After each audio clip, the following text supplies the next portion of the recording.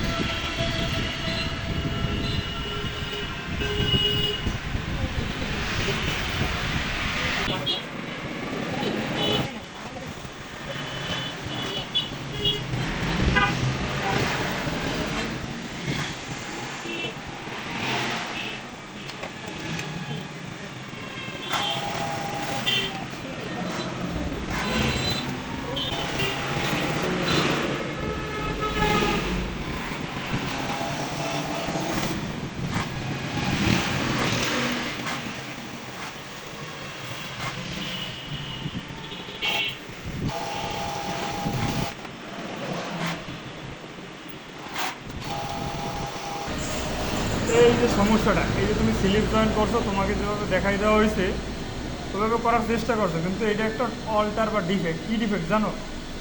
এই ডিফেক্টের নাম হলো সিঙ্গেল পড়া। সিঙ্গেল পড়ছে।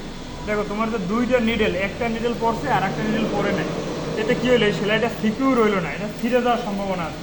এই একটা ডিফেক্ট। আর একটা ডিফেক্ট হলো এই যে সাইডটা মারছো, সাইডের শেপ ঠিক থাকতে হবে, শেপ। এই শেপ ঠিক নাই, এই জায়গাটা কি বাঁকা হয়েছে এবং প্লিটও পড়ছে। যদি এটা টপ সাইড দিয়ে দেখায়, এই দেখো দেখা যায়, কাছে আসো, এই যে প্লিট পড়ছে। তো এই অল্টার দিতে আবার সারতে হবে, ঠিক আছে? আর পরবর্তীতে যাতে এই ধরনের সমস্যা না হয়, কি একটা হলো সিঙ্গেল আর একটা হলো প্লিট।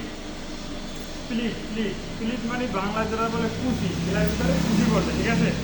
ডিফেক্টটা বা অল্টারটা সারবো, এটা সিস্টেম কি আমি এতটুকু খুললাম যে পর্যন্ত ঠিক আছে। এই যে নিডেলের সুতাটা টান দিলে আস্তে করে বেরোয় যাবে। এটা হলো ওভারলক মেশিনের সুতা খোলার নিয়ম। যে তুমি শুধু নিডেলের সুতাটা ধরে টান দাও, তাইলে তোমার টোটাল সেলাইটা খুলে যাবে, তাই না? এই দেখো খুলে গেছে। এই যে এই জায়গাটা তুমি কাইটা ফলাইছো, হ্যাঁ, আরও একটু খুলতে হবে। একটা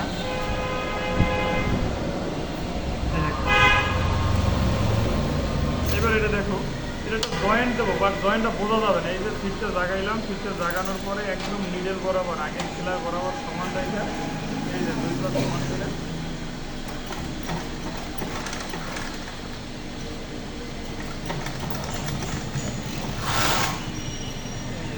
কেটে দিলাম, সেলাইটাও কেটে দিলাম।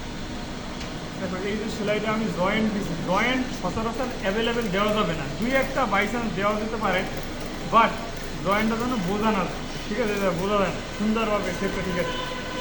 ঠিক আছে। আর ওই অল্টারটা তোমার এই যে স্লিপে যে সিঙ্গেল পড়ছে, এটা পুরোটাই খুলতে হবে, খুললে তারপর ঠিক করতে হবে।